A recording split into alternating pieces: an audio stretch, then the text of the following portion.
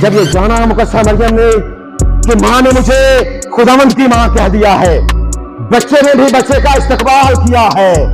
तो फिर वो ये अल्फाज कहने पर मजबूर हो गई। फिर मरियम ने कहा, मेरी जान खुदावंद की क्या करती है, मेरी जान खुदावंद की बड़ाई करती है, इसलिए कि मैं इस लायक नहीं थी, इसलिए कि मैं एक आम औरत थी, लेकिन मेरे खुदावंद ने मुझे चुनकर, उसने मेरी पस्त हाली पर निगाह करके अपने इकलौते बेटे की मां मुझे बनाकर एक अजीम रुतबा,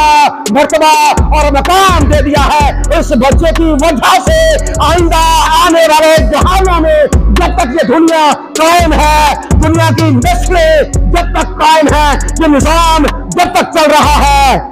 लोग मुझे मुबारक कहते रहे।